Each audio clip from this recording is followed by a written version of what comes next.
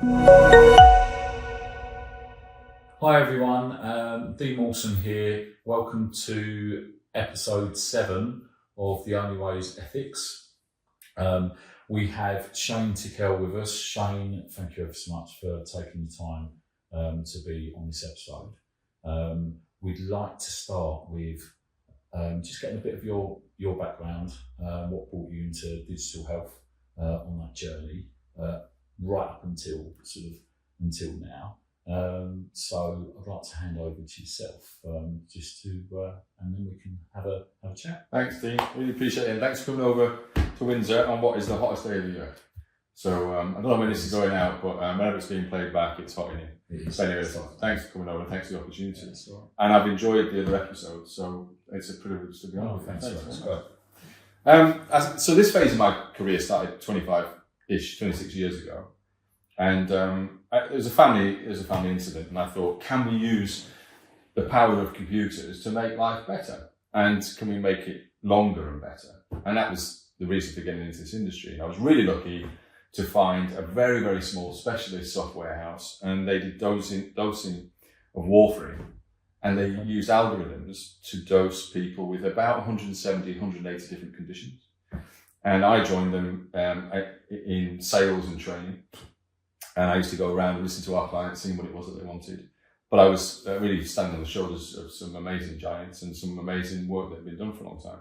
And it was a privilege. And we ended up with like 300 sites around the world using this stuff. And what was happening with warfarin, it's so lethal. You get the dose wrong, you kill people, either from a stroke, either a bleed or a clot. You get if it's not enough, it's a clot. If it's too much, it's a bleed. And it's really tricky stuff. And that's what I wanted to be, was at the forefront of actually making a difference. And we took that sort of learning and logic, and we looked at, I'll mention this now because we'll come back to it later in the discussions. We used the logic of data to do prediction and prevention, and we took that into oncology and rheumatology, and I went around the country listening to universities and meeting professors and specialists in these areas and learning about each discipline as we went along and trying to apply the power of prediction and prevention, as well as really accurate data that people could use for dosing, to the point where some of our dosing there was the patients that knew more than the doctors. And no offense to the doctors, it was just doing this manually was really tricky stuff, and we're doing it in real time. And that's the other thing that fascinated me, was now matters, now really, really matters. And then I was very lucky to be headhunted by someone who'd come to do some work with us, an amazing friend of mine, Evelyn Chalk, and she took me to work in pathology. And then we were acquired very quickly. And so I was working with LIMS. We were acquired by a company. There was a consolidation in the marketplace, acquired by a company, and they bought maternity, they bought radiology, pathology, end-of-life care, community, mental health. And I was given the responsibility of all these specialist systems. And the core systems were acute PAS ones. And I wasn't anywhere near them. They were big things. But actually, I loved being at the cutting edge, meeting in rooms of 40, 50 different hospitals around pathology, 50 or so maternity units, and listening to their challenges, getting deep into the products, deep into the issues, and deep into the user groups and how we develop them. And I ended up, that company was then acquired by a huge company called iSoft. It had won 3 amazing subcontracts, all worth over £100 million each, with the national programme back in the early noughts. And it was a journey. It was a journey of consolidating all these companies. Yeah. We lost a lot of staff. We had this amazing technology that was mission critical being used everywhere, and not everybody was happy with it. And I remember I used to work 20-hour days, day in, day out, 20-hour days for months on end. And talking to a friend the other day, we used to work overnight sometimes, regularly, every week. You'd do an all-nighter, and you'd be up for maybe 60, 70 hours. And I worked on some really big contracts, and then worked on thousands of sort of small ones. Well, they were my responsibility, but I worked with amazing teams. We just had to learn so much stuff. And then I went to run or get involved in IMS Maxim, which is where you and I came in. Yeah. And I think we started the same week. We did. Yeah, and I started in business development. And we went on that journey, and I became chief executive there, which I loved. And we took that company on quite a journey, and we grew it quite a lot. And I know we're going to come back to the story where clinical safety comes into that and the regulatory stuff. And then I have to say, I was frustrated with our growth and our investors as to, I wanted to do way more. My passion has always been, how do we get data from the conception of life, and what do we do with it when somebody's born, and all the way through their life? How do we use it to best effect for prediction, prevention, for cure, to give them the best possible chances everywhere? And then that's the individual. But then as a population, what can we do with that data? Not just now, but for the next 100 years to cure. And so 5 years ago, I stepped out of that role and went into data and became the newbie in the room, the most uneducated, the new guy, and started, if you like, a completely new career almost. But all the way along that, as I've been fascinated in learning, I've been involved in Tech UK, which is an industry. There's 400 health tech companies operating in the UK as a membership there. And I've sat on that council. It's a council that's voted for every few years.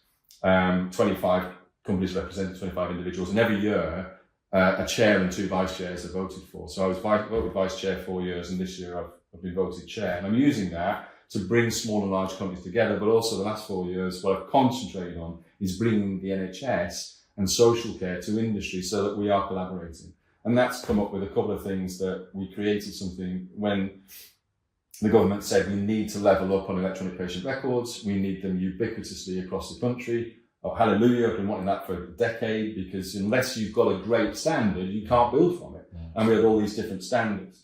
So they put £2 billion program together, and I said, look, before you just go out and buy stuff, why don't we get all the suppliers in the room with the NHS entity, the lead one, NHS England, and let's come together. But we do stuff in Scotland, and we do stuff in Wales, and we're always learning.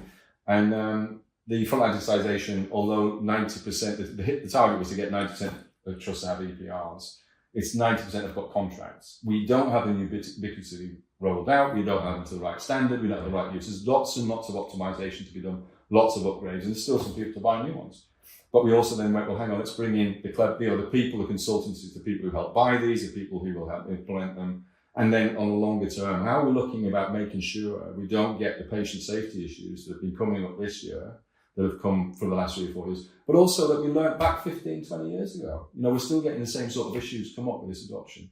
But fundamentally for me, what I want to assist with, and now in England we've got integrated care services, where there's about 1.5 million people in each one. We've got a population in Scotland and Wales that should be quite a manageable population for bringing all of their data together across health, social care, the third sector, education, weather, emergency services. You bring all that together and you've got some really powerful stuff. So my passion and my mission is to get people together, but to bring clever people together to make sure the data is really great quality and that we can use it for things that haven't even been invented yet, let alone, applying artificial intelligence. Let's help the health service, let's help social care, let's help us as individuals and our carers, our families, understand way more about us and what we can do just so that we can all live a bit better.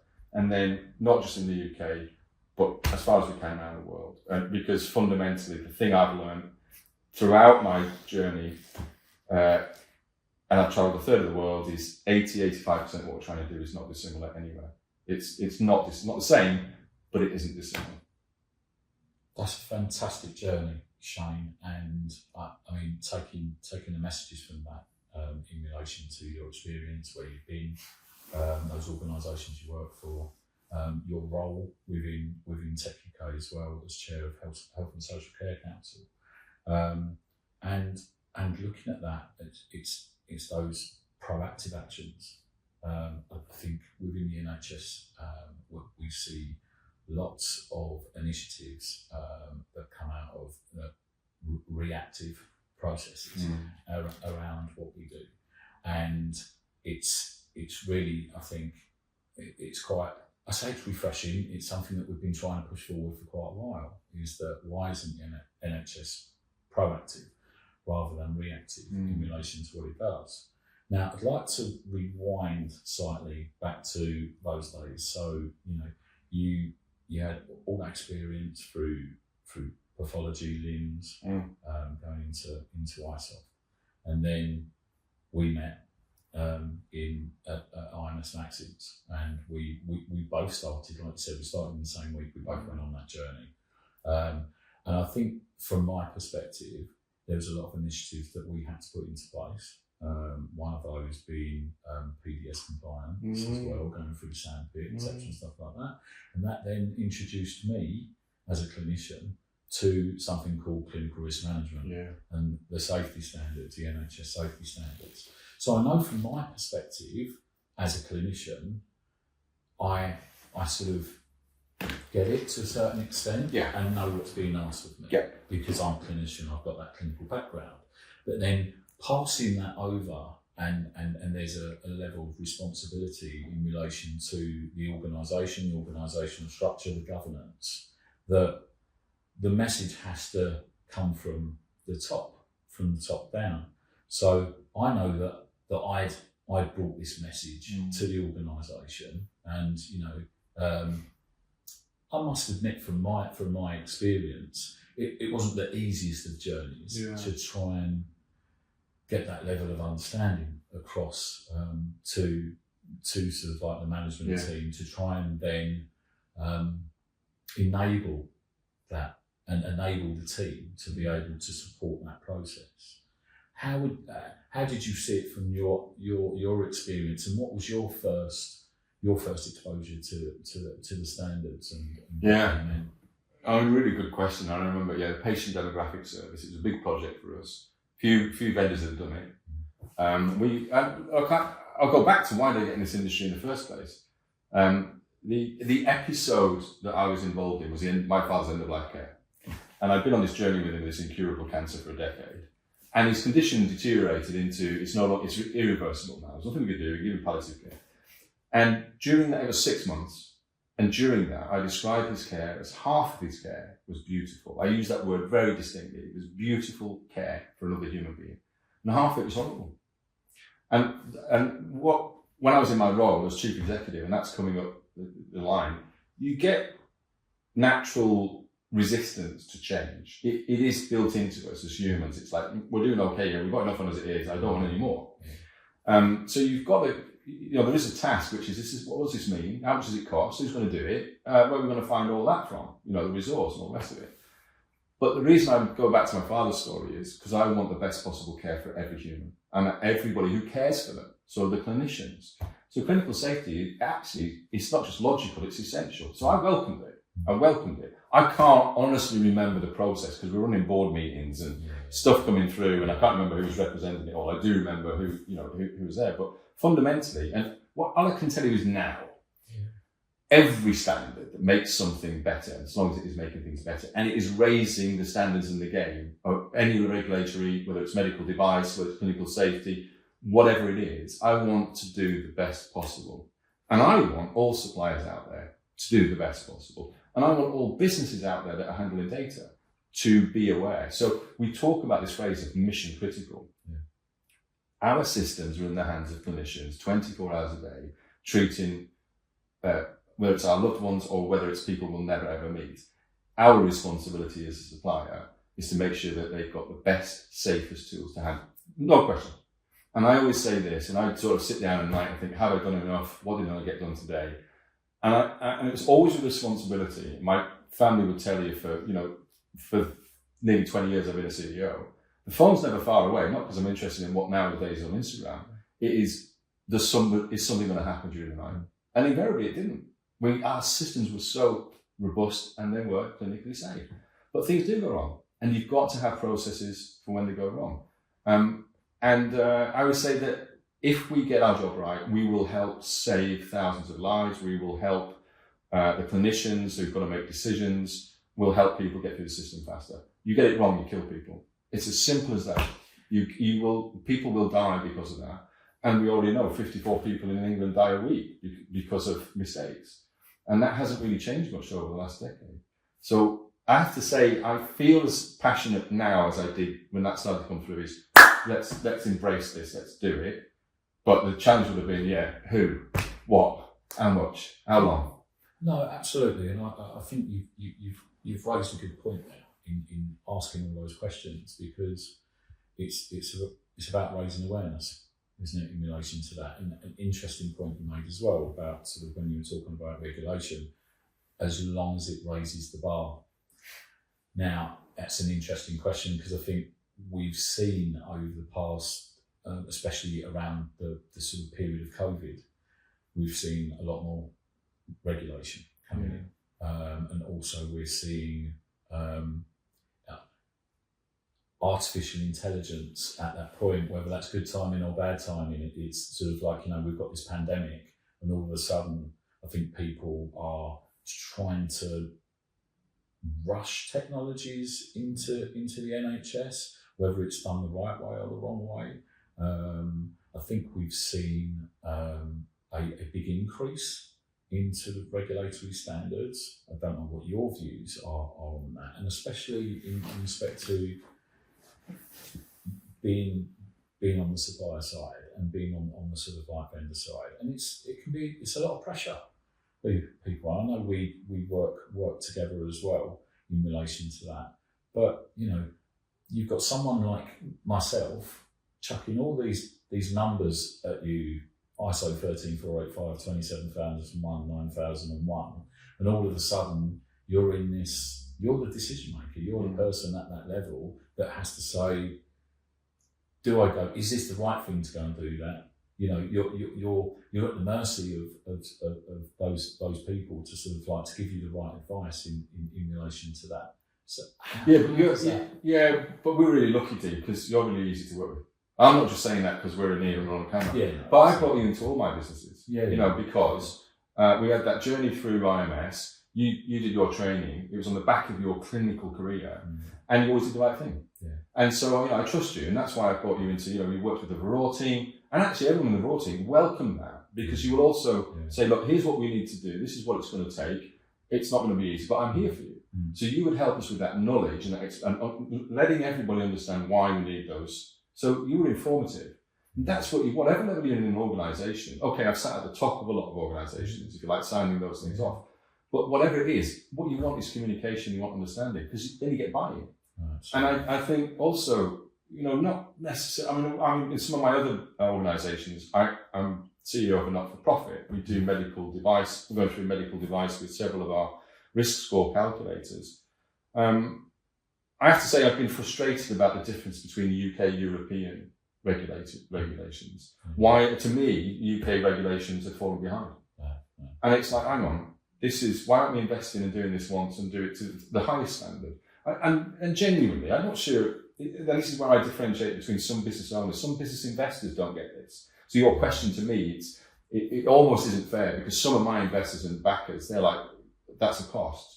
No, that's an investment. And by the way, it's a bloody good one. You've got to do it to the highest level. And this is why I try and help industry as a whole.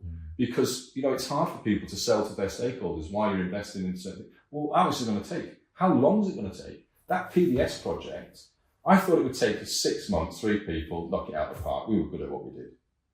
6 months, 3 people. It took 2.5 years to develop it with 7.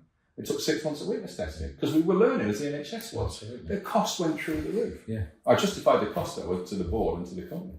And I think you've got to make, that's risky stuff. But if you're in the game, if you drive in a car, you've got to wear a seatbelt. You want crash softening, safety. You want the best possible. This isn't a game. This is serious stuff. So, for me, working with you and people in the industry, we need specialists. We need that advice. But I also think you get the balance right in helping people understand their obligations, understand why it's a standard, what it is the business needs to do. So it's not a tick box exercise. I don't know about others. I've worked in industry where it's like, ISO standards, got to do them this year, coming up for renewal. No, actually, I've been lucky to have people who just totally embrace them. And that to me is all regulatory standards. And that's, if anything, what I struggle with is people try to achieve a standard, not exceed a standard. And I think what we should be aiming for is the best possible. And often with a target, people will try and get there, not above it. And it's hard though, I think, in respect to, you're absolutely right, is exceeding that standard and not achieving. I'm all over that. But how difficult is that for these small startups? Yeah, go through my that are struggling in the first place. They've got some fantastic innovations. Yeah. And then all of a sudden you've got DTAC. Yeah. You've got medical device regulation. And like you've just alluded to as well, not just, hang on a second, I've got UKCA and I need CE as well as that. And what are we doing as a sector to support those clients? And maybe interestingly, from your role as chair within Tech UK, what initiatives are there for these startups in relation to that? Sure. I mean, all really good questions. And I think it goes through my mind. I mean, when we were working there, we were an established business. We'd already been going 20 years. We had customers. We were building upon them. We were winning new ones. But so the company I set up 5 years ago, Tickell Black, has two streams. And one of it's now we've become quite a big consulting arm because people come to us all the time, particularly with go-to-market. And it's really important for us to say, do you understand the responsibilities about clinical safety and all the regulatory stuff? Because they do underestimate it. You know, a lot of startups start with good intent. I have to say, the startups fit into two camps. One is they come up with something because they know their sector so brilliantly. I mean, I work with surgeons who have become consultants, world class, and then they've gone, look, here's a problem. I'm going to step into technology and fix this. And that is fabulous to see. And they are the easiest to get bought into clinical safety because that's the reason they're doing the thing. You get others who have just come up with an idea or they've heard of a thing, you've gone, oh, great, and then they've done the research. No. And actually, you know, that's really frustrating when you get somebody lands in the market and says, oh, great, I've got an early warning scores solution. I'm going to take the market and I'm going to fix the NHS and save a lot of lives. Really? Because that's been around for 15 years and actually most people have got them. You might have found 2 or 3 that haven't. Good luck. Stop wasting everyone else's time. Let's crack on with it. So we've probably gone off piece a little bit. But, no, totally. But in all seriousness, the overhead's huge because with startups, they don't have enough money. Invariably, if they've got enough money, they're doing something wrong. They shouldn't have enough money because you need to be hungry. They're beg, borrowing and stealing, which is right, but they're trying to do the right thing. You can't rush to market something that's half-baked, and therefore you've got to go through detail.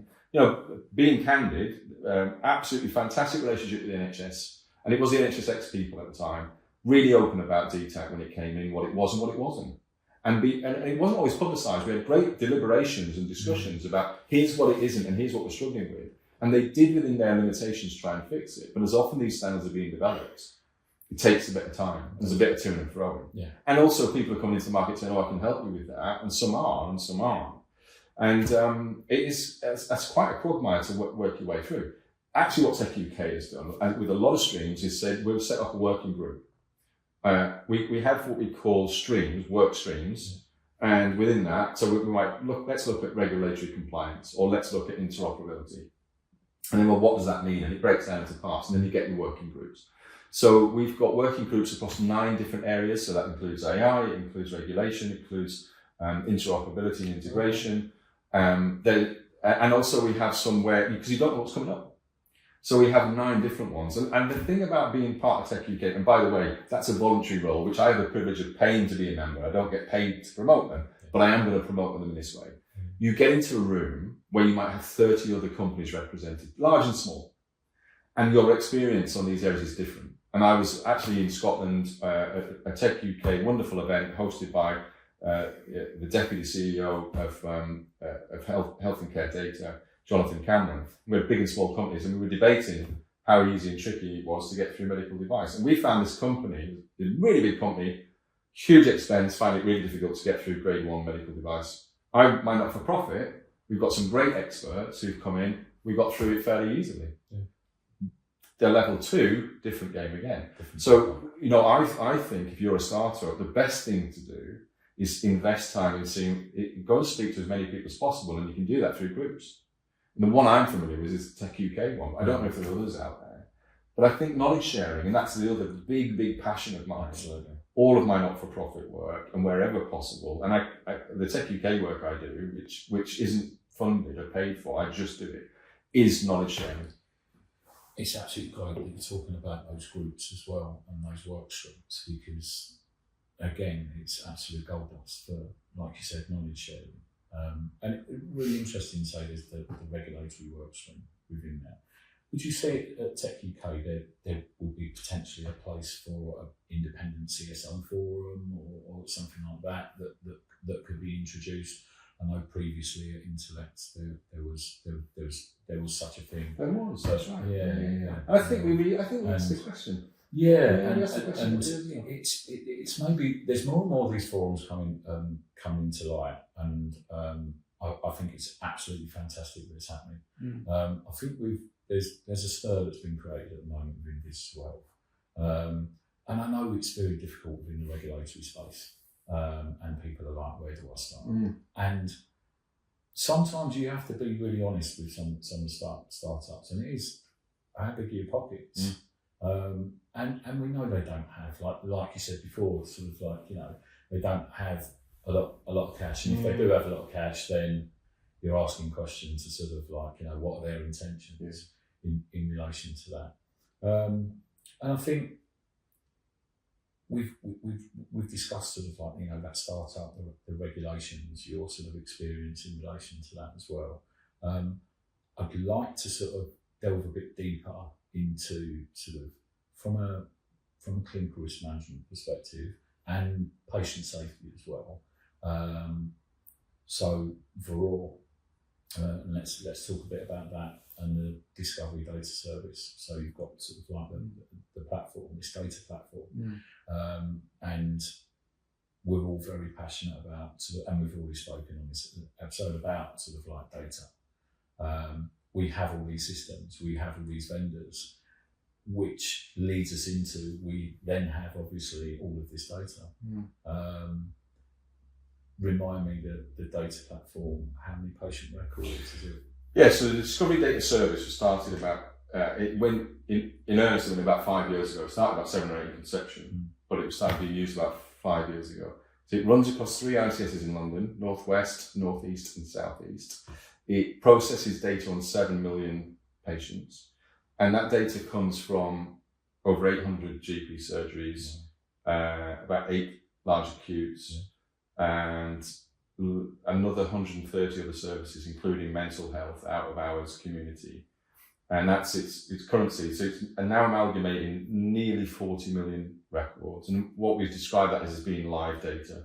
So the acutes send data very regularly, but the primary care comes about once a day. It's about 24 hours old. And it's called on by all kinds of services, like if you ring 111 or a London ambulance, that data would be called for a certain thing.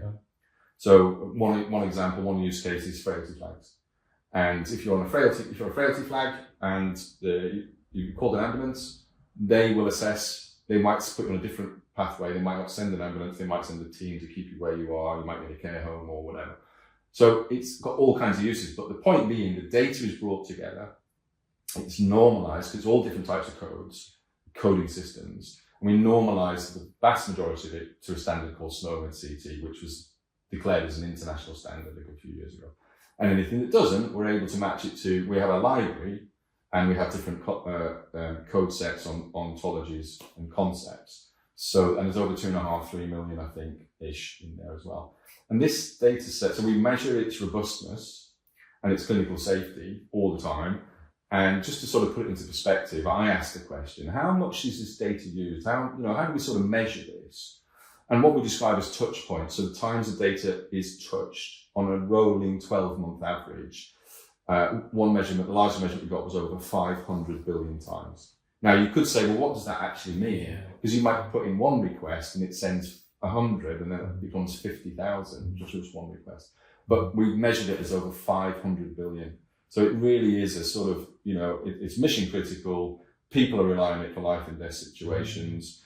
But importantly, and I think it underpins the part of the One London programme, the data is called it's patient identifiable. And you've got to be really careful with that. And then we de-identify it and it is used for population health.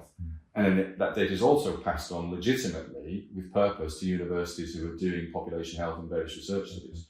But its potential is it could be used for planning and much, much more. In fact, if anything, it's just not really being utilised to its extent. It can populate shared care records, it can be used in all kinds of fashion.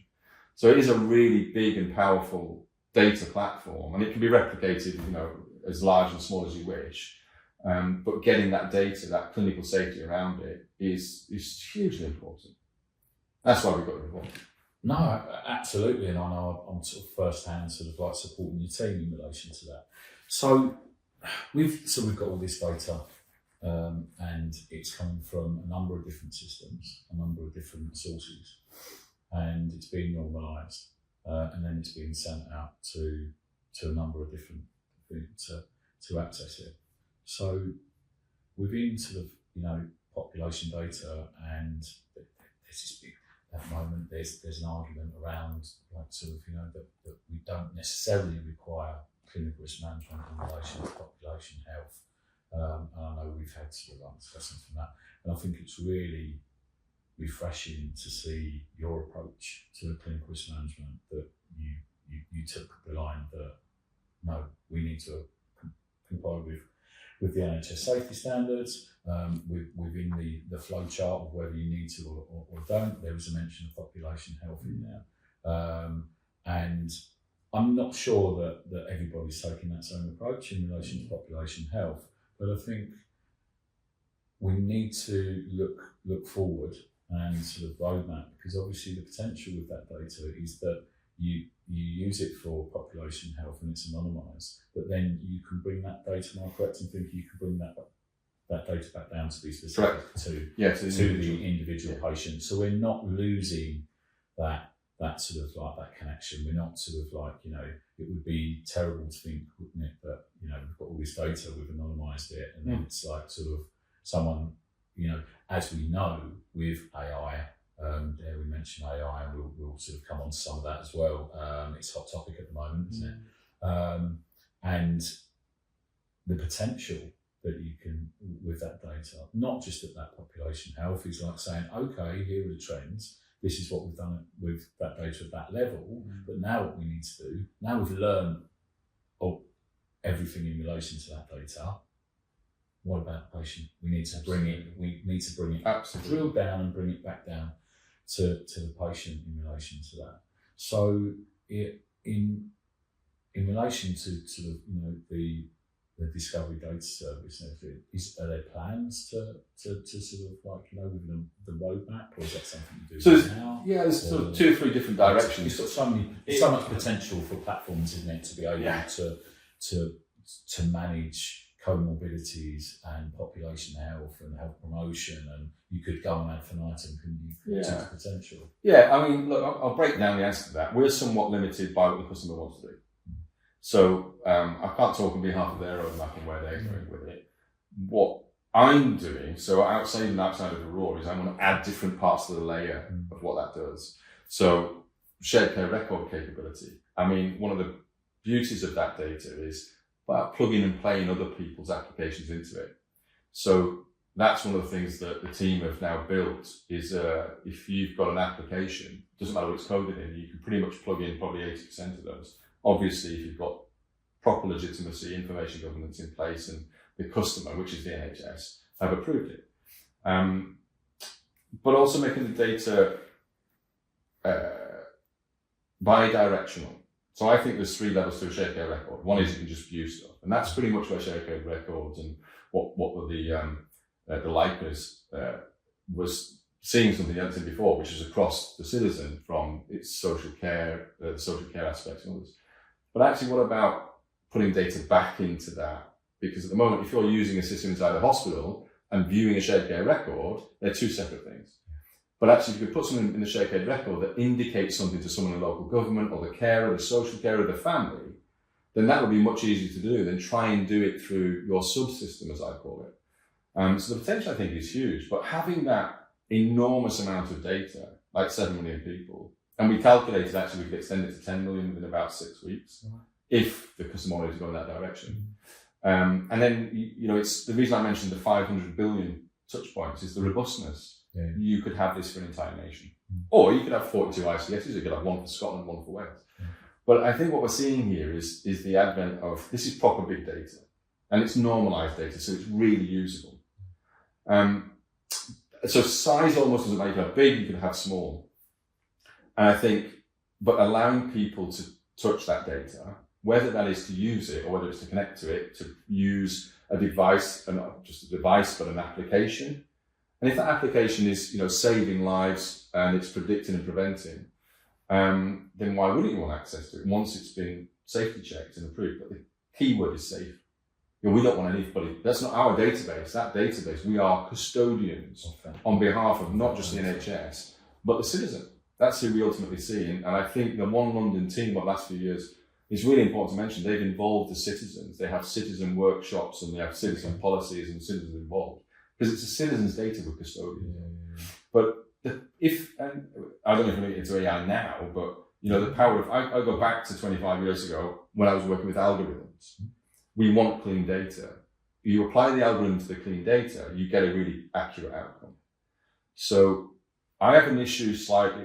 The opportunity with artificial intelligence could be huge for making things more efficient for the service, for getting to decisions. And as I was talking about at the beginning of this story, the trending and triggering of changes in people's results and their condition by the minute, especially if they're in a virtual ward, say at home, but wherever they are, you want to look for anomalies. 80% of all results are fine, pretty much, in pathology, radiology and stuff.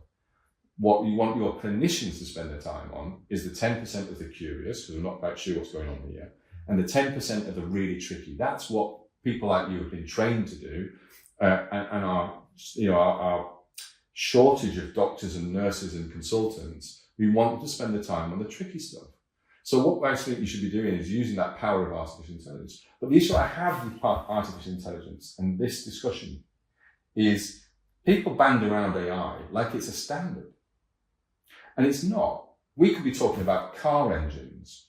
And I could say, I get people all the time saying, are you working in AI? I think, you might as well ask me if I'm working in car engines. I could be working with a 1976 Ford Transit or a 500cc engine that would power a very light motorbike, or something that's as powerful as to lift an aircraft. What do you mean by AI? And I have to say I get really upset and frustrated because it's a bit flippant to say, hey, we've got AI. And it's like, well, look. And also, my issue with it is it's black box. Show me the processes you go through. Show me the neurological connections. Show me your testing. Show me how safe it is. Because the last thing I'm going to do is give you anything that's black box I have no idea of. And I don't care what you call it. And you hit the nail on the head in relation to asking those questions. But the problem is, Shane, is that lots of people aren't asking those questions. Because I was going to, before you got into that, I was going to pose the question to you.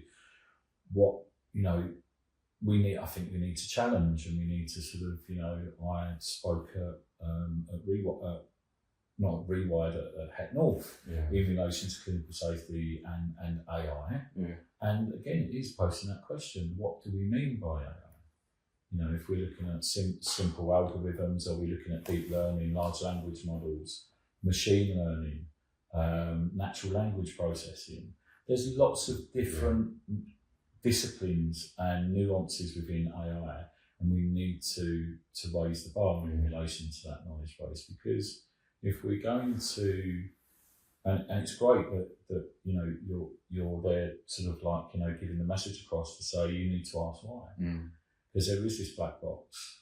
And like you said, I'll be damned if, and so should the patients and the citizens, because isn't this what it's all about? That we're advocates in relation to that.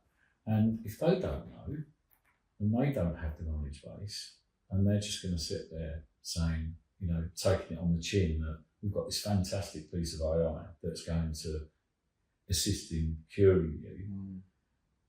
And they're just going to, aren't they? They're going to trust. And again, it's all about trust, isn't it? It's and sort of the what they call the FAT principles: fairness, accountability, transparency, and making sure that sort of your algorithm, what is it doing? Transparency is nothing. So, and that's what I, genuinely, people approach me every week to sort of sell you. They say two things. We want to partner with you to do AI. What do you mean do AI? And when partnering, what you're actually trying to do is sell me. Now, don't get me wrong, there's some amazing companies doing incredible things with genuine artificial intelligence. And I've worked with probably the top 30 or 40 technology companies in the world, whether it's IBM, whether it's Oracle, Dell. We've worked with pretty much all of them. And there's some serious kit around and capabilities. And some of it is really capable, but we then started to look at it from not just a technology position, but into a healthcare one. The word I use is custodians. We're custodians for the people we serve, as in the clinicians, the institutions, and the citizens.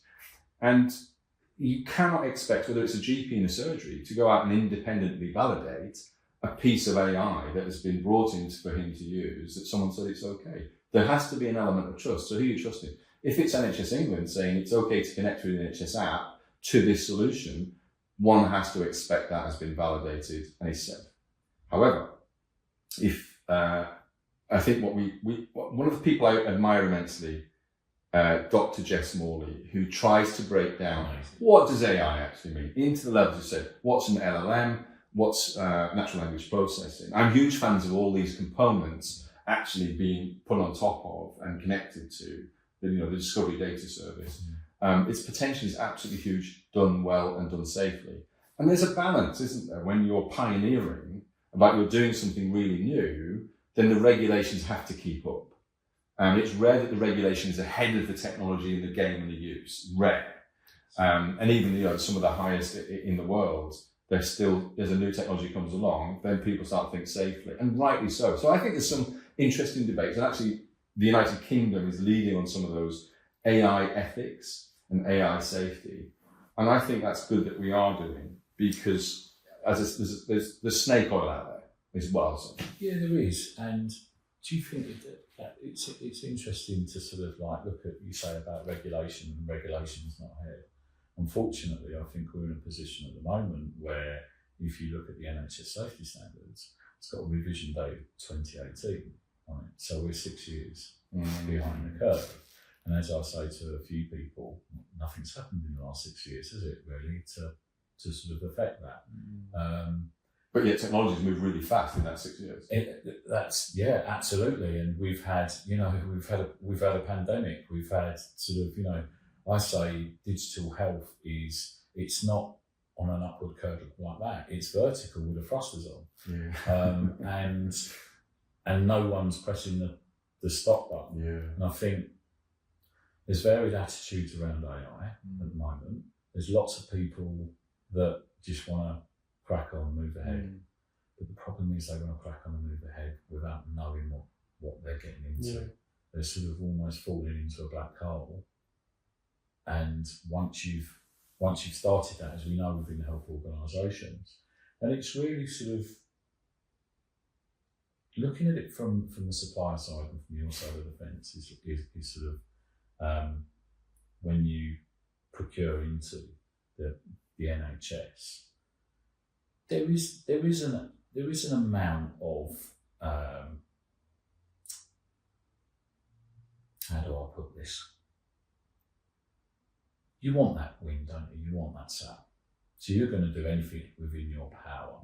But does that sometimes take manufacturers above and beyond what they do? And that the expectations of that health organisation all of a sudden is that, well, those guys said they're going to do this and they're going to do that. And actually, we've now procured that system. Yeah. And, they said they were 129 compliant and they said they had all of this. They haven't supported us in that process. We're a bit green around the DCB 160 perspective, but now the ink is dry and we're on this journey. So I'm really passionate about it, really, really passionate about it. The part before I got into this phase of my career, I originally started in purchasing for hospitals, and I was taught two things. One was partnership, and the other was representing stakeholders. And ultimately what you are is you're in education. You're learning, but you're passing that learning on, and you're trying to buy the best equipment for the best doctors and surgeons in the world at what they were doing. That was the essence of what I learned. So when what you're referring to, people sometimes describe as selling, and it's like, well, we were sold this thing, or you're overemphasizing your capabilities in order to win. And one of the challenges, so the reason I mentioned the procurement part of my career is I've spent nearly 4 years now in Tech UK working with the NHS, now the commercial director, but prior to that, I was still the commercial director. It's now called the Central Commercial Function, CCF. But trying to make sure that suppliers, my passion for suppliers is to perform to your best standard in procurement, give yourself the best chance and allow that education, give people a choice to buy. So it's not about selling, it's about educating. And I think the best companies educate, and no one in the health service actually wants to be sold to, but they want to make a decision.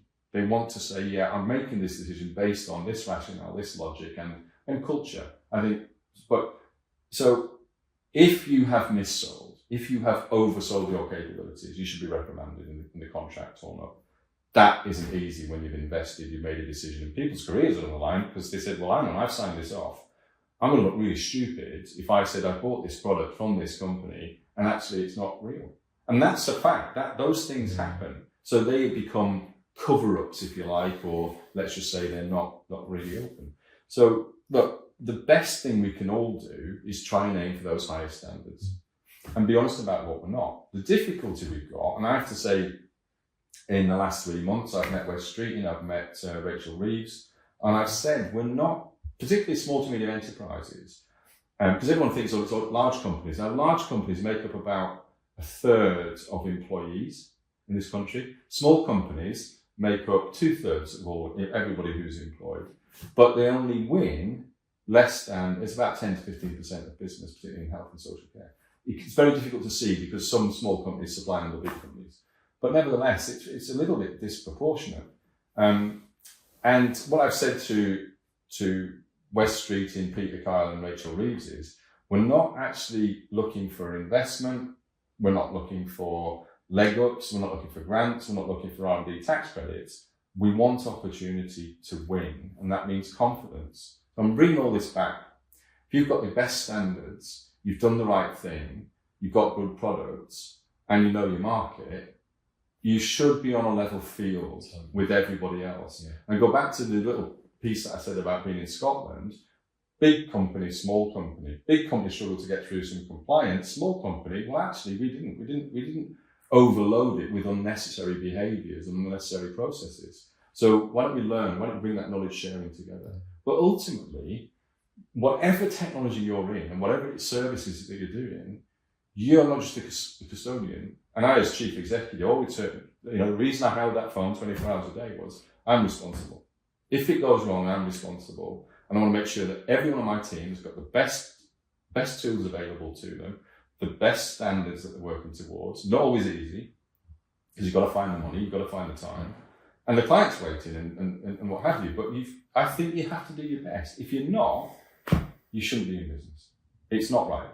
And people say, well, that's just an ethical and moral No, I think it should be a legal responsibility. Yeah, no, absolutely. And I think there should be, Dr. Saif Abed was talking the other day on LinkedIn around sort of, where's the accountability? Accountability in relation to regulation, especially around the NHS safety standards, etc. and stuff like that. It's really great to see and to hear from you in relation to, like you say, that the morals and ethics around how your organisations present themselves and how they work with the clients. But do you think that the landscape is very varied and that we could go some way in improving the vendor-client relationship with sort of health organisations and manufacturers that could improve things? It does improve things. Because I just find at the moment, and I think sort of from experience, I'm finding there's, I'm getting certain stories around sort of, where vendors have got in through the back door and so it hasn't gone through that sort of official procurement and compliance. They get the voice of some senior clinicians, and then you get the right people that are being brought into the project to, right, you need to sort out the regulatory compliance and asking some of these awkward questions, etc. But then what's happening? You're fighting your battle from both sides, because you're getting senior clinicians decide that now have a relationship with that vendor and are saying to you, you're just a blocker in relation to that, and you're getting the vendor saying they're telling us they want it in. So what's your problem? So it's really stakeholder management. In that, it's stakeholder management, isn't it, in relation to that? I don't think it's a simple answer, Dean. I think, but it's a really good question. And look, I'll be honest and say in the last 3 months, so at Temple Black, we're building some new stuff, it hasn't arrived yet. And I was talking to someone saying, we've got a procurement coming up later this year, you will bid for it. And I said, we won't be ready in that time.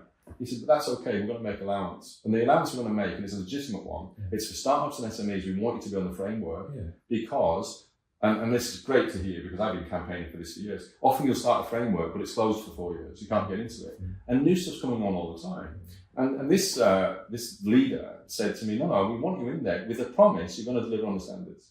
Now, it's not necessarily that you're going to win business on day one, but if you're working towards the standards, we will give you that leg up. And that's what I mean about confidence. That's a vested interest for somebody that will help you succeed. And our best clients, I mean, so we had some wonderful clients like Taunton and Somerset, Malcolm Senior, amazing leader in the NHS, really pragmatic. And we sat down like this in front of our teams and our boards. And we said, look, we've got to look each other in the eyes in this project. This thing's got to work, and we've got to look at it. And we did. We did. And to this day, I'd like to say, Malcolm and I, great friends. That's massive professional mutual respect because we looked at each other's eyes and we made it happen. And things weren't easy. Things do go wrong. The thing is not to cover it up. It's to be transparent. It's to get it out on the table. It's to fix it. And some people don't like that. It's a level of uncomfortability. They're worried about their investors. They might be worried about share value. They might be worried about their jobs. But if I've always found, sometimes to my detriment, but I've always found if you do the right thing, people want that. And it encourages the right things to happen. Where things go wrong is when people hide stuff and they say, look, let's not tell anybody, and it'll go wrong. I'll come back to, you'll kill people. And worse things will happen. Now, people do get away with it, but that doesn't mean it's right. No, and the more transparent we become over time, and transparency isn't necessarily easy because it's complex. Like I said, you can't expect the patient at the GP to understand what's in your AI, but you can expect people like yourself who are providing this to get us through that compliancy. And let's get through. And I have campaigned that different organisations do different things, should be able to get through different levels. You should be on a journey. Yeah, and I think we both can't stress that enough. And what you've just said. I mean, we've both been on. We were both on that sort of IMS EPR journey, and you're right. Things do go wrong. It's life. You're not going to go through a project 100% and everything's just going to run smoothly. But you've got to make sure, like you said, it's absolutely key. And this is a message out there to all manufacturers, is that you're absolutely upfront, you're honest, you're transparent. If there is an issue, let people know, especially in those important stages. That initial post-go live sort of stage, that first 3 to 6 weeks, as you know, as we both know, is absolutely crucial. Because if you start trying to sort of brush things under the carpet, or you try to say, oh, that'll be all right, that's not a problem, yeah, it'll just go away, or sort of like, we're not listening to that person or anything, it's absolutely too dangerous. And like you said, the end result, Shane, is that it can kill people, and it's raising that awareness and assurance. And I'd sort of like implore sort of like manufacturers, because you still hear sort of like stories of people that want to, we sign the contract, we're going live, pull everyone out in that sort of mentality. And it's really dangerous in respect to that. I think our safety sort of hat on in relation to that. Forgetting the contract, forgetting the value, you have as an individual, as a citizen, you don't need a job title, you don't need the responsibility written down anywhere. I think you've got to do the right thing. And there are companies, I know that there's some sites now I visited recently, last 2 weeks ago, I heard a CEO and a CIO talking about how the products have been implemented. They said, look, we didn't buy everything. So you could say it's not been fully implemented. Has it been implemented badly? Don't know. But what often happens, it has happened in the past, is products go in, they go live. Guess what? Everyone thinks that's great. We've been building to this for a couple of years. We can take the gas off. We'll see. There's a couple of bits don't work. Those couple of bits don't work. They're absolutely critical. If you remember, one of the contracts we won was with a large private company. I think they had 30 hospitals. And even after the deal had been done, I said, I'm going to give you somebody for 10 years. It won't be the same person, but we're going to have somebody inside your organisation. They're going to look over your shoulder. They're going to go around all the hospitals, all the departments. They're going to be looking to see, it's not just about supporting and fixing things. It's about, are we going to see it's being used in the best possible way for you? So it's not even the right way, it's the best possible way, the safe way. And if you create, and I think things start from the top. So in this country, we're now looking at Secretary of State. New Secretary of State where Street comes out and says, look, we're going to try and do things right. That will filter down. You get a Secretary of State who doesn't want to deal with some of the real stuff, that also filters down. So what we want is people, and it takes brave people, like the people like Malcolm Senior. You know, he wasn't frightened to say what he thought, to do the right thing. And I always want that we give people, wherever they are in our organisations, whether it's the users, whether it's the suppliers, you need a culture that says it's okay to speak up.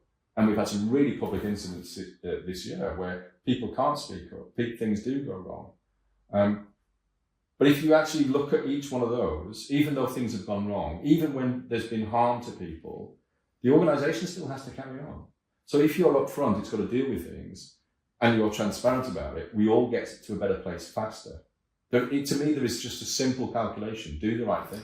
There is, but I think in my experience, and like you're talking about, because we sort of had the last episode with Clive Flashman and talking about the sort of, freedom to speak up guardian, and everything around that, and some of the situations that have happened in certain trusts. I think from my experience, I find within the clinical risk management space is that that's not necessarily the case. It's not more so sometimes than other areas. And you'd think that would be the first area where people would be raising their hand and saying, do you know what, that's going to kill someone if you do that. And it's how do we, and I mentioned this before as well, when you're hearing from some C-suite senior clinical team members within digital, and their attitudes are clinical risk management is nothing to do with me, and I pass it on to someone else, I'm not interested. And that those exact words, I'm not interested. I almost sit there sometimes and think, how do you deal with that? How do you move on? And ask the question to NHS England, how are they addressing that?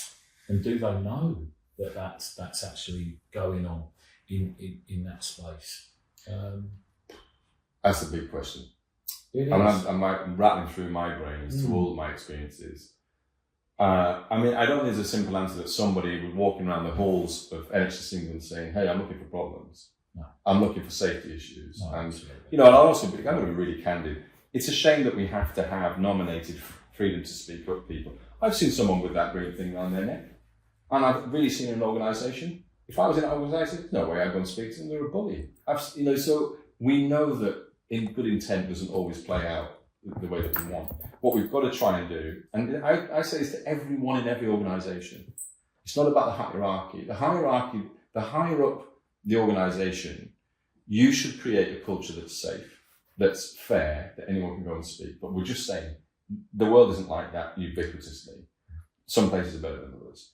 But if you're at the front line, you should be able to speak to somebody and keep going and keep going. It takes courage. And we've heard of whistleblowers who lose their careers and all kinds of things go wrong. It is tricky. I can remember being in a hospital once. I found a body part. It was where it shouldn't be. I put it in a container. I went to look for, where's this come from? Why is this body part? Why wasn't it, disposed of? And I went around the organisation and I refused to give up until I found somebody to take responsibility. And I found a director of nursing. She said, that's my problem. I'm going to take care of this. This is what I'm going to do. And we were double bagging things from that day forth in, the right areas. And we changed things. I didn't know anything. It wasn't my area. I wasn't clinical. But I knew it was a body part. And I knew it was where it shouldn't be. And we literally changed things overnight. And it became the complete standard thereafter. And it was rolled out across the group. And I'm not claiming anything from that, but I'm just saying you didn't give up. And I think that's where, really brave people, where things go wrong, if you look at places like Morecambe Bay where it went wrong about 2006-07, if we look at Newcastle now, and I am not the expert, I can't on this say that I am, but I know enough about Morecambe Bay to know what happened was there were workarounds. The system that went in didn't quite match either the way they wanted it to work or the way it worked previously or whatever. And you can have a debate about why you're working the way that you used to, why aren't you moving forward? Whatever happened. As soon as the floor walkers and the supporters left, the people at the front line who were having to face patients, who were queued up and things weren't going great, guess what? They made workarounds. That became unsafe. And then things happened and you lose thousands of patients in the system. And it's a cover-up. If you create hang on, this isn't quite right. Yeah, I know, but we'll get round to it. And I liken it, if every time you move house, I was saying to you, we moved house, I think, what was it, 4 times in 5 years. There's always some boxes you never unpack. And that's the same with an implementation of anything. There's a function, there's a feature, there's a way it's used that's never quite unpacked because it wasn't quite right or it doesn't work or whatever. I never unpack those last 10% of boxes. And in an implementation, you should, because that's where the danger is. And is that where you end up potentially with fragmented services and fragmented features in relation to, and that can have a lack of data, lack of information. Then if you add in the issues with communication, etc., miscommunication, chatting to Clive around sort of, that one word, what's your one word? Clive was saying about fragmentation, I said miscommunication. If you put some of I don't know if you had a one word of sort of, within digital health at the moment, and how could you describe the sort of, digital health and the sort of the issues that are a takeaway, Shane, not necessarily sort of like, something to think about, but Clive just came out and said fragmented, which was interesting. Yeah. And then I said, miscommunication, because it's key to everything that we do. I'm predisposed to opportunities. See, often people talk about the problem statement and what you're talking about there. I know Clive, immense respect for his work, and particularly patient safety. Before people talk about problem statements, before problems there are opportunities. Yeah. And I sort of use the one I use now is no one went to Steve Jobs or Apple and said, build me an iPad. That was never a problem. But you had somebody who went, hang on a minute, here's an opportunity. Yeah. That was 2010, it's now 2014. Look what you use iPads for, look what you use smartphones for today. So before we have problem statements, it's almost they're easier to deal with, and we should be dealing with them. But society is quite slow, our governments are slow, and that's where, I appeal to people to be brave, be courageous, try and do the right thing, don't give up, keep talking to people. So I see opportunities, and the overriding opportunities are, we've never had better technology to bring data together. When we say data, what does data mean? So let's just be clear, data isn't just numbers and letters that come out of systems. I'm adding to that the diagnostics. I'm adding to that imagery, videos, whether that is an MRI scan, or it's the video of an operation, or it's an interview, or it is you talking into your mental health application late at night because you're getting something back. So multimedia is what I call it. Then let's add in the genome, your individual genomic map into your data as well. Then about the data that you're collecting, that you're wearing in your watch, in your whether it's somebody collecting ECG data, whatever it is, your environment, because so much in social care now, for a couple of decades, things got smarter and smarter about watching you and predict and prevent, and we're seeing great applications of artificial intelligence. People can tell by your gait that you might fall in the next 3 days. 3 of my family members have died from falls. Stuff like that's really powerful. And then add on data that we should know about you if you have special support from social care. And then I think the last bit is your patient involvement. Put all that together, I wrap that up under the phrase data. It's way more than data, but our potential to use it real time, safely, and then, we often talk in my peers and my colleagues, we talk about providing that platform of data to people to do things that haven't even been invented yet. And I think we're at a juxtaposition where some of our systems have been around for 50 years. This new platform capability, and it won't all be about sucking data into data lakes for long. What we should be able to do very quickly is be able to go and hunt bespoke-wise. If I want to call him, where's Dean Mawson at now? Or there's a trend gone off on Dean Mawson. There's something he's wearing. It's given us a reading, and then that population health, we've picked something up. It shouldn't move the data. It should go and hunt and bring it together.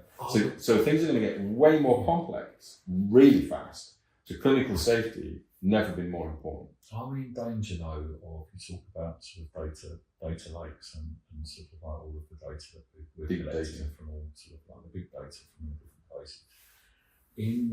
We've seen a lot of EPR projects now, and there's going to be more and more as we know over the next few years, because we want to get to that magic whatever it is, 99%, or it would be lovely, wouldn't it, to be able to sort of like to get there, but not just for EPR, but all the supporting systems as well. But are we in danger in decommissioning? Because as we know, so take the Apollo project. I was talking to Rob Nutt, who you know well, at dinner the other week, and he told me the statistics. Interestingly, when EPIC was put in, they decommissioned 67 systems. Yeah. Now, with my clinical risk hat on, to me, that's like people will say, won't they? Wow, that's great, you've decommissioned 67 systems. Whereas I look at it and say, well, from that perspective, where's that data? Yeah. Are we in danger of losing sort of like some of that data? Are we in danger of, if we're not going through the right processes of sort of validating that data, that we're gonna, that will we lose that data? Is it an issue? Is it not an issue? Yeah, no, I don't know. I'm sort of like, it's an important question. I mean, we did the same. We were putting in IMS maximum systems, these switching systems off. Yeah. The potential is, well, I think the potential is two things. I don't believe one size fits all, ever will.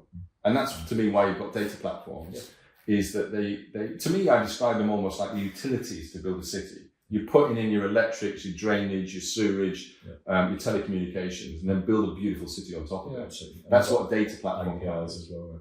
So the APIs are, So these are right things to be, so Rob's talked there about switching 67 systems off. A couple of weeks ago, Sir Jim Mackey, who's CEO at Newcastle, presented to Digital Health Summer Schools and said, when Cerner was put into that site, they left 80 systems switched on. Now, whether they were able to invest and buy those other parts of the Cerner system, I don't know. I think that's what we was getting at. So actually, you've got as much risk in leaving systems switched on as you have switching them off. It is all about validation. It is all about getting it right. And I mean, I remember we really challenged the data migration. That's one of the hardest things when you're changing systems. Absolutely. We challenged the speed and time. And I remember in one of our projects, external consultants saying, hey, it'll take 12 to 18 months to do the data migration. And I went, no, we'll do it in-house.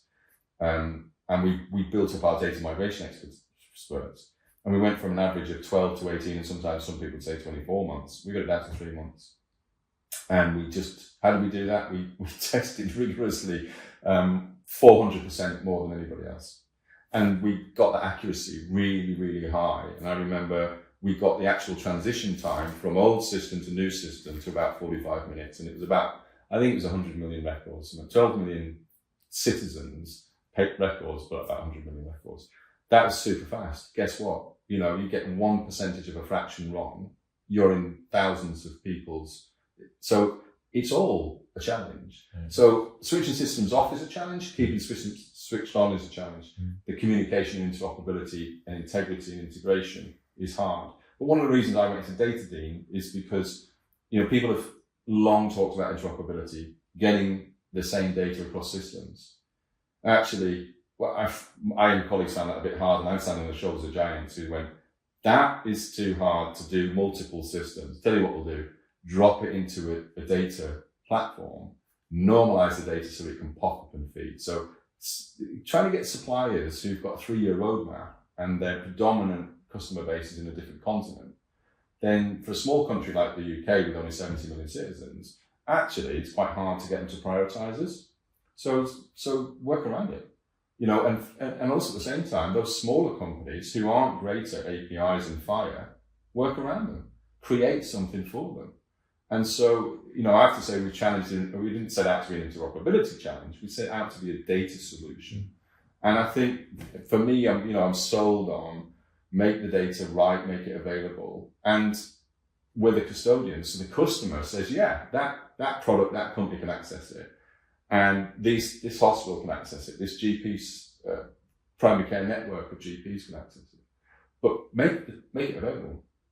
And I think that's a journey we're on now for the next 3 or 4 years. And then you can really do some powerful stuff. We still put 90% of our budget, power and people in acute hospitals. The ICSs, in my view, in England, are run by clever people in the acutes, because that's where the 90% of the resource is, and it would stay with the previous leadership in NHS digital. That's what they sort of said is acceptable. But actually, I want it to be more accessible and more ubiquitous, because it shouldn't be that we say, hey, buy an acute, it'll do 70% of what you need across an ICS, and the other 30% is a sacrifice. No, I think we should aim for 100%. Yeah. And I think we should include social care, we should include third sector. These are rich places. If you're going to fix the front door of the emergency department, you've got to fix the social determinants of health. You have to impact them. So, back to, okay, care data is coming in all the time, we anonymise population health, and what you said before. Let's run great algorithms and get great people question the data. And then when you find the people that really need your attention, go and give that person that attention. You have to de-anonymise that data and go and pick those people up and say, hey, we need to see you and this is why.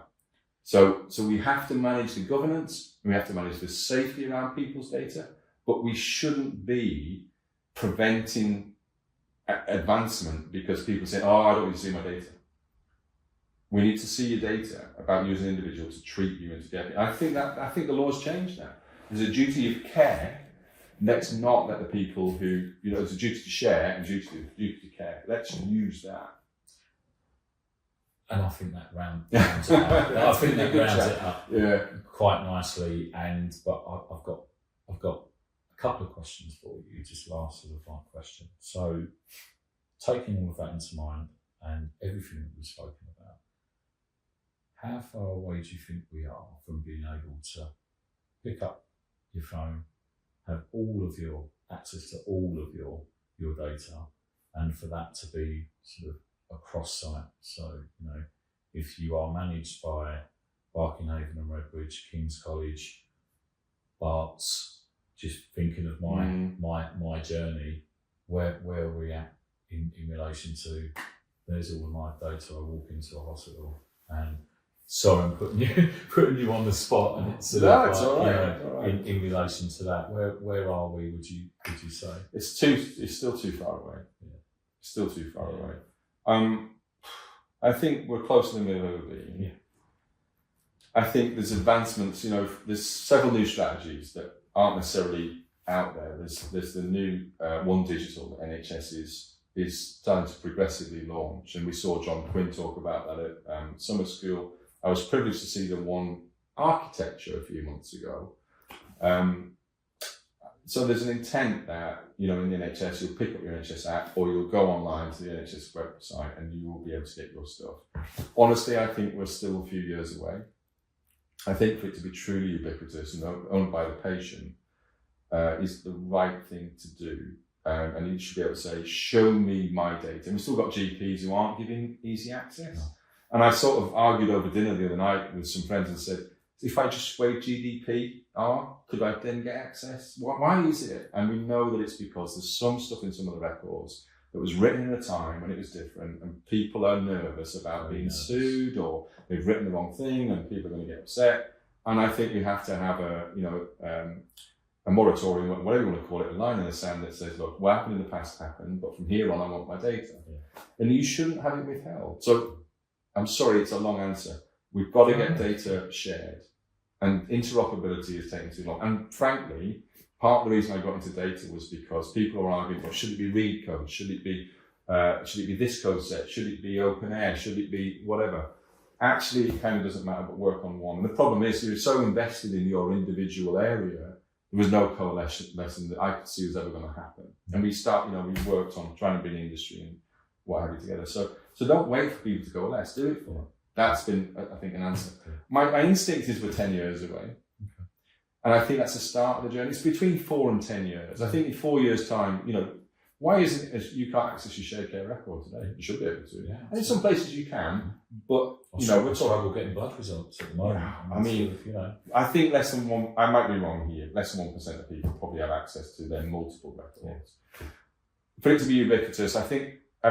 And I think process, governance, and I've come across a lot of situations where great ideas, people say, look, we're going to look at this diabetic, pre-diabetic and diabetic patients, cohort 500,000. what have we got the data on? Well, we've got data on 493,000 of them. Okay, right. Should we press on? No. We need that 7,500 people sorted. I'll tell you what, why don't we park them? We'll focus on them. Meanwhile, we'll crack on supporting the 493. No. The condition says, no, it's one for all. And I think that's wrong. I think we should be able to say, look, it's okay for 493, crack on, and not hold everyone up for a year, because someone will die in that, and some people will have irreversible situations, but then really focus on the 7,000. We should be able to make decisions like that. And I think that's a problem. And I who do I know? What do I know? I'm not a clinician, but I think let's be logical and let's be reasonable and rational. Technology, look, there are vested interests. People will slow things down, because if we're going to replace those products that are 50 years old, guess what? The shareholders in those multi-billion-pound companies or billion-dollar companies, they're going to hold on for as long as they can. I'm not saying that's a bad thing, but they're not just going to say, hey, yeah, we'll give up. So we have to overtake them. And my aim and my work, I aim that in 10 years' time, to be honest, we won't need electronic patient records, but they'll still be here for another 20, 30, 40 years. What I'm working on, I think, is the start of 2 generations worth of use. I think this architecture that you'll see that's being built now, I think you'll see it in 2 generations' time. It'd be ridiculous for me to say you'll see it in 100 years, because I have no idea, and I won't be here then. But I do think you'll see it for the next 2 generations. And you'd look back, this is a turning point. This last 5 years, the next 10 years, a real turning point in the industry, where I think it's as significant as the Industrial Revolution. I really do. So never been more exciting, and your work's never been more important. I say that. No, is that your last? Is that your last one? It's absolutely fantastic to sort of like to hear that, and just want one final that for all of my guests, I ask them this question at the end of our chat. If there is one takeaway message for everybody out there in relation to what we've discussed, what would that be? So to put you on the spot. Do I get one word or do I get one answer? No, you get one answer. One answer, right? Okay. I mean, if I'm going to, the word I've got is curiosity. Okay. Remain curious, but to communicate, which means to listen, but to share your knowledge openly. And I think those 3 components will move forward. But we all carry with us a knowledge, and we think we know, so we sometimes take that knowledge, but retain the curiosity of what don't I know? Who don't I know it from? I want to learn from you. And what can I apply that to? And if I've got something that's of use to you, then please have it. Don't relearn it. Take it, run with it. That's the whole way that I am nothing but the people who have given me knowledge. From the people who wrote the books hundreds of years ago, to my teachers, to the people I've worked with, to the surgeons I sat with after they finished in theatre at 8 o'clock at night explaining things to me. I am nothing without the knowledge that's been given to me. Who am I to hold on to it? Yeah. But I think we've got this amazing puzzle to resolve. And the reward at the end of this puzzle is a better life for everybody. That's the people who deliver care. The people who have to account for it, but also we can just live better lives. And it's a really simple equation, but stay curious, be open and transparent, and help your fellow brother and sister. I think that's all it is. Wow. That's great. Shane, it's been a pleasure. Thank you. It's been an absolute pleasure. Thank you ever so much for your time and joining us on episode 7 of The Only Way is Ethics. For everybody out there, please tune in. We're on Spotify and YouTube. You can subscribe to the channel. And again, Shane, thank you ever so much. Pleasure, as always. Thanks, Steve. Cheers. Thanks, Shane. Cheers, mate.